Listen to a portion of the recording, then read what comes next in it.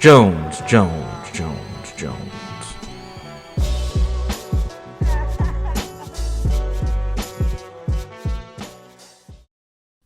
Greetings, everybody, and what's up?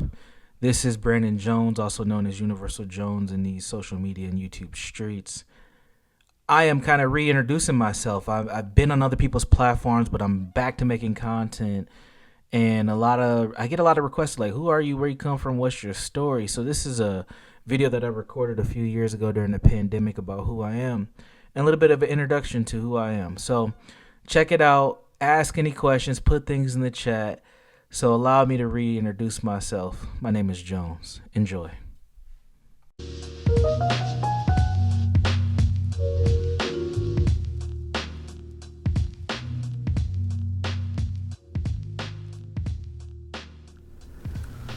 So my story starts with trauma, believe it or not.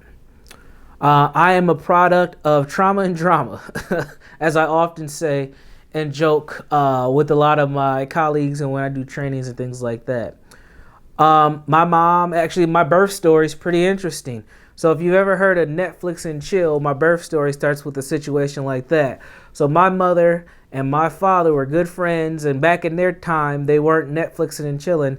They were VHS tape and chilling, and they actually were watching Purple Rain as the story goes. One thing led to another, and my mom found out that she was pregnant a couple of weeks later, and I ended up being a product of a teen parent mother. My mom actually walked across the stage to receive her high school diploma with me in her belly, and a few months later, in July of 1986, she ended up having me on the 4th of July. And her and my father, they didn't stay together. They never intended to be in a relationship. They were just good friends who ended up having a sexual engagement, and a child was born. Like many of the black folks that we work with or know in our lives, our parents, one situation led to another, and now there was a kid involved. So that's how my birth story started growing up. But it didn't last that long of the single parent piece. A couple years later, my mother met another man who ultimately ended up becoming my stepdad. But I didn't know that till I turned about 12 years old, which I'll get to that part of my story in a second.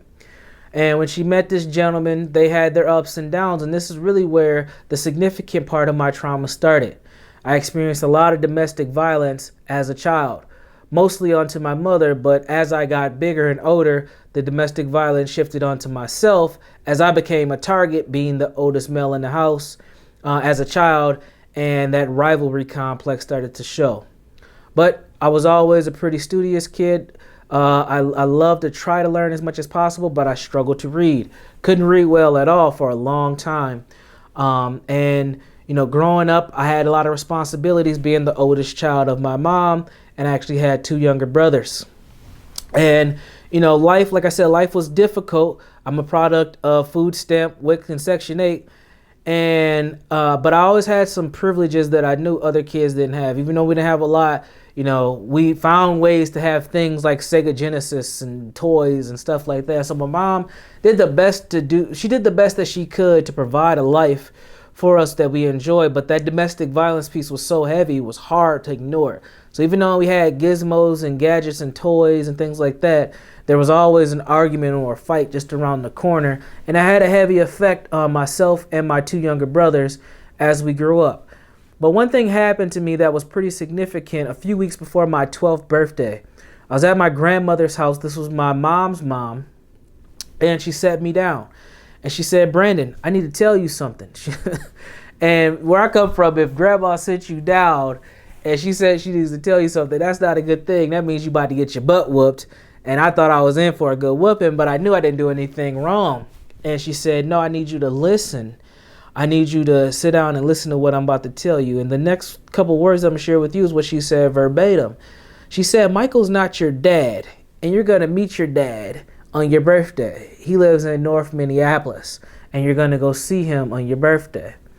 And I remember feeling at that time, at 11 years old, almost transitioning to 12 years old, I remember feeling like scared and relieved at the same time. I don't know if there's an actual word for it, but I remember being super scared, like, holy shit, Michael's not my dad anymore. but believe because I used to hate him. I used to have this huge burning hatred for Michael because he was very abusive. He didn't treat me very well. He never told me directly that I wasn't his son, but he treated me like I wasn't his son. And I remember being scared and frustrated with my mom as well, that my mom has kept this secret from me for so long. And now here's my grandmother telling me this information that no one else has told me. And that was a huge situation. I didn't know if I could trust my mom after that. My mother and my grandma kind of fell out after that because I don't think my mom knew that my grandma was going to do all that, set that up. And they kind of had a falling out at that time as well that I felt responsible for. But that's how a kid thinks, right? We're not connecting dots 100%. So fast forward a few weeks to my birthday. My birthday is actually July the 4th. And I go see my father for the first time. So I head over to North Minneapolis. And for folks who are not familiar with the Twin Cities of Minnesota, North Minneapolis in specific, is the zone that African American and black folks have been sectioned off in. And being a black kid, I'm from St. Paul, which is on the other side of the Mississippi River. Being a black kid, I had the same racist stereotypes of North Minneapolis as anybody else. That's where bad things happen. That's where black people get hurt. That's where people get robbed, shot, and killed. And that's not true. So on my way to meet my father, I'm terrified. I'm thinking that, boom, I'm about to die. Like my grandma wants me to die on my birthday. Like, what is she on? What's going on with her? And I didn't die, obviously. But I did go and meet a bunch of family members that I never knew that I had. I always wanted to have sisters, being the oldest two brothers. I found out I had sisters and brothers, and my dad had all these kids. And I met all these kids and people that look like me, and people would say, you look just like your dad. But one thing was missing during that time is my dad didn't show up. He was late and he was intoxicated. He was drunk. And I remember at that time, on my birthday, 4th of July, music's playing, barbecues on, everything's going well, but my dad's not there, and that was my purpose for being there. And I remember telling myself what we call a personal fiction in the world of psychology. I remember telling myself, I can't depend on men. And I actually kept that false belief for a long time, till I was about 25 years old, which I believe has held me back as a man for a long time. Because I went from having a father figure, Michael, being the abuser, and then a new father figure being my biological dad, who was drunk and wasn't reliable. And I remember leaving. I did see him. He came late.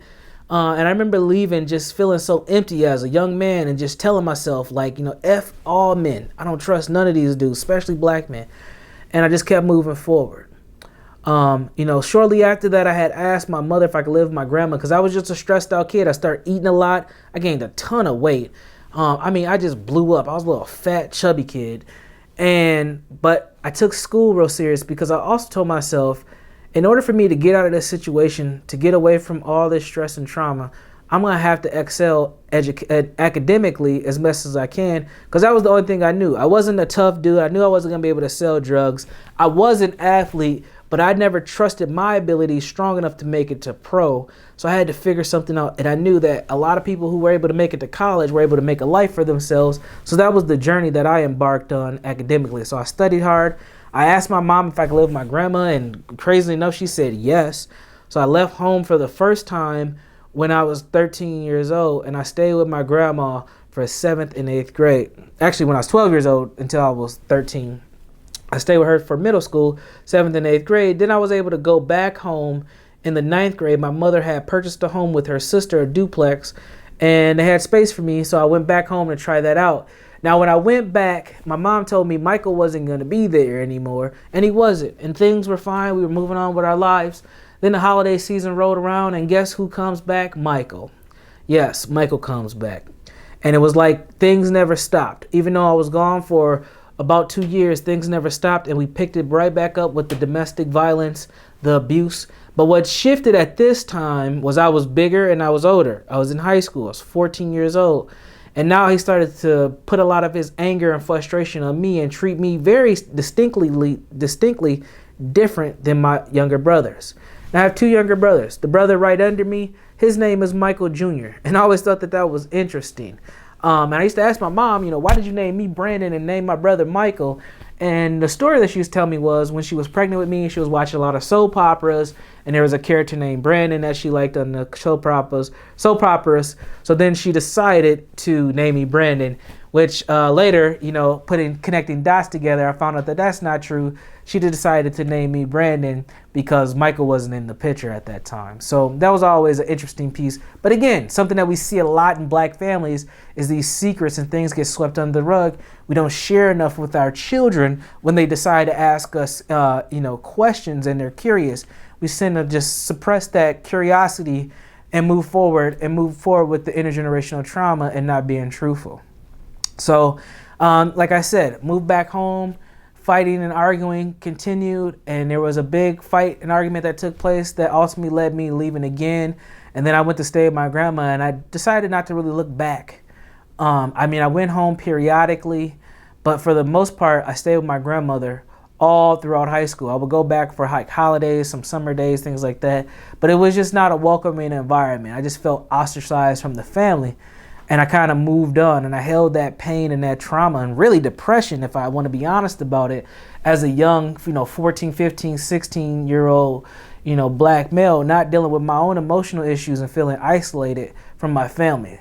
So the way that I would cope at that time was just trying to be involved in as much as possible at school. I would just try to be involved in everything. I was on a football team, yearbook club. I was in all these social clubs.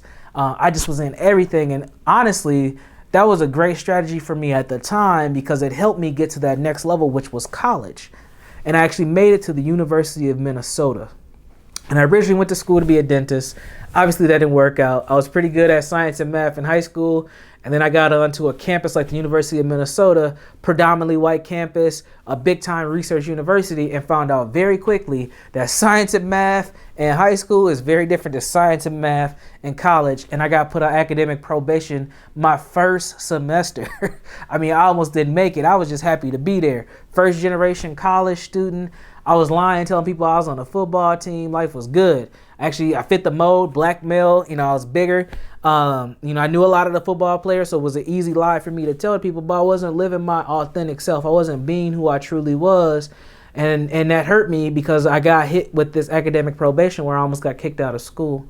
And luckily I had a mentor. I was in a specialized program for kids of color who wanted to go to school. So they had set us with like a mentor counselor, and then I had my regular academic counselor. But my mentor counselor, she broke down some information to me that was critical. She said, Brandon, the reason why you're here is very special. And, the statistics say that you, one, shouldn't be here. And two, when you get here, you might not make it to graduation. And, this program that I was in brought in a group of us from my actual high school. So we all were at the University of Minnesota together. And she said, you came in with 13 people that you know. Of those 13 people, only about 4 or 5 of you will graduate in 4 years.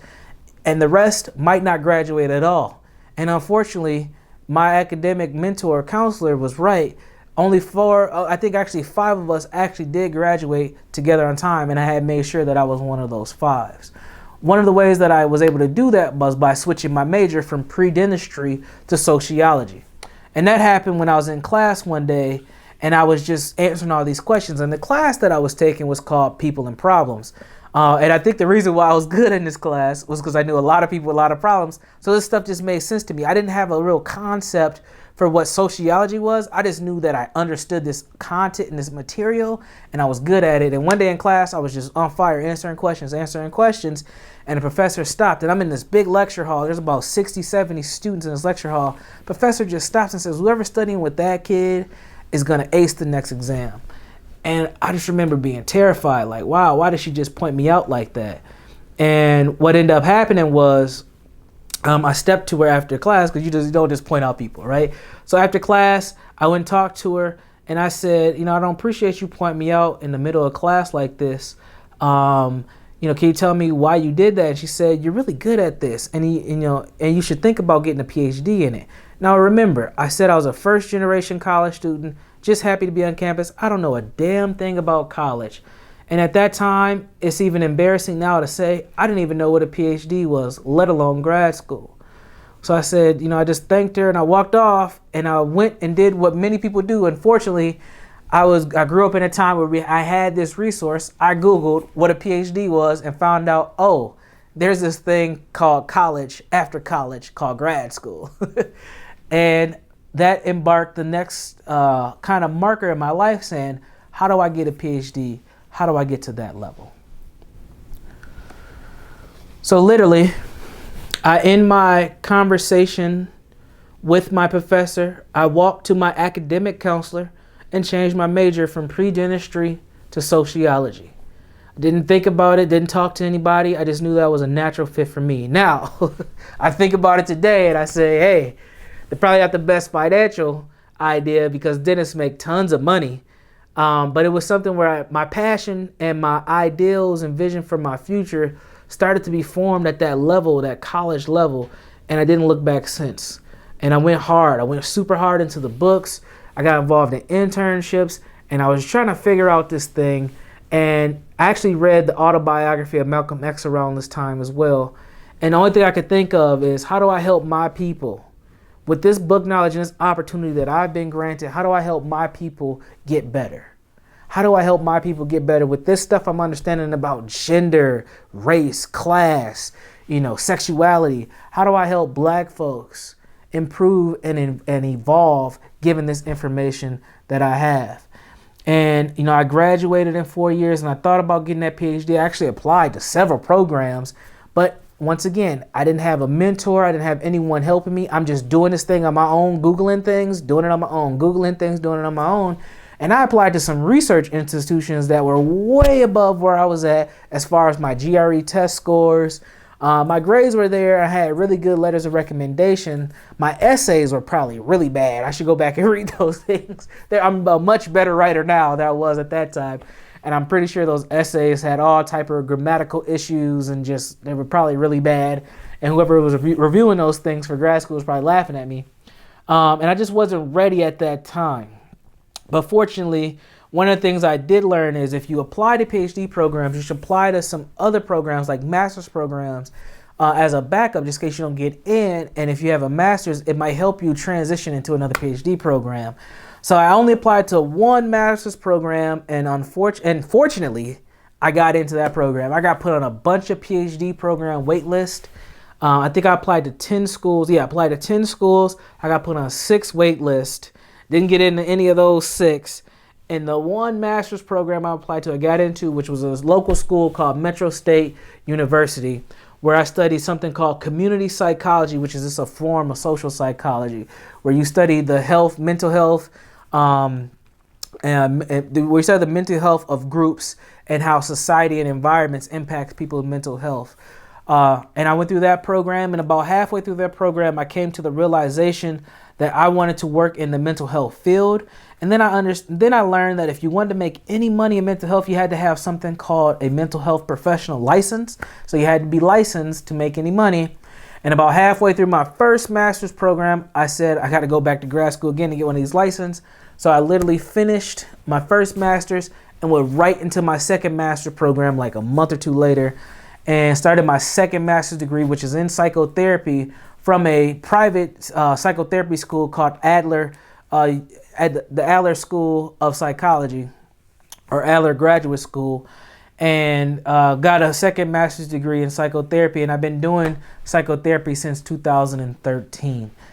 And the mentality and growth that I've had since has been pretty powerful to just help Black folks understand our mental and emotional health and help us not just improve as individuals, but as couples and families and in group form as well. And that's the work that I've been doing for a while. Some more personal anecdotes about myself. I'm married, which was a huge step into my life. In my family, people don't get married at all, really. We had a couple of marriages in my family as far as like my grandma on my mom's side, as far as like my grandmother side of things. And there's one particular family that stands out. They have the stereotypical family. They go to church, they're married, several kids, etc. No trauma, apparently, which we found out is not 100% true. And outside of them, many people didn't get married. So I took this plunge to get married, and that really opened it up for other folks to say, wow, this was like an opportunity. We should do this as well. And since then, several other my family members have embarked that journey as well. So really just being a role model and shifting the mode of my family. and letting people know, hey, this is something that we can and should do, as far as strengthening our family institutions as well, was a huge factor. So I got married. I'm a father now as well, which I often joke and say is my biggest trauma that I hold today, is being a father, because I didn't have really a father figure to help me understand how to be a man, let alone be a father or a partner. So being a husband and being a father are probably the two most traumatic things I deal with, most stressful things I deal with, because I really want to make sure that I'm being the right type of figure in the lives of my daughters. So I have two daughters. They're really young, 6 and 3 years old. And, you know, those girls mean the world to me. Their mom means the world to me, being a supporting husband to her. But it's stressful being a black man and also trying to be a father, and do the right thing, because there's a lot of expectations that I'm not doing the right thing. And since I'm just present, people put a high standard that I'm this great father just because I'm here. They don't understand the inner workings and how that impacts me emotionally, and how that impacts my stress levels for me to try to protect and provide, and produce for my family as it is. So that's a little bit about myself in a nutshell. You know, I specialize in trauma, social and emotional intelligence, childhood development, male issues, and personal development. And these are the things that I am going to introduce throughout these next couple of days in this course. I'm going to talk more about the historical context of African Americans, but I'm also going to infuse a few strategies as well from those areas that I just talked about, my specialization areas, for not only just so that you get some information, but you also get some strategies on how to deal with the information that you're going to receive. You know, it's not uncommon to hear a story like mine when it comes to black folks. We have been through so many things, so much. And it's unfortunate that many of us don't have the opportunity to heal or improve the situation that we've been in, because a lot of us don't know where to start. Our issues are so complex. Our issues come from so many different angles. It's hard to know where to start. But, you know, I like to utilize my story and tell a little bit about myself and be transparent, because I do feel like I am a role model for what healing looks like. I don't think that I'm healed from the trauma that I experienced as a kid, seeing the domestic violence, not knowing my biological father, not really having a father figure, you know, being a young man that couldn't trust other men, you know, being a young man who's a first-time generation college student and being in that environment that's predominantly white and not really having the support that you would think would be there, even though, like I said, I had a multicultural counselor, but you still need other things that wasn't there. And going through all that and understanding how that stress affects a person, not just a black man, but a person, is very important. So I like to share that with you so that you get a good understanding of who I am and what I bring to the table. And guess what? I don't think that my healing journey is over one bit.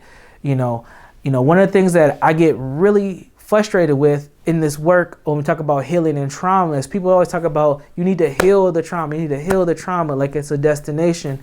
And I'm here to tell you, trauma is not a destination and healing is not a destination. It is a process and it's a journey, and it's something that I work through on a consistent basis. And part of my therapeutic effort is working with folks like yourself. So thank you again for embarking on this journey. This will wrap up day 1, a little bit about myself. I look forward to seeing you at day 2. Peace.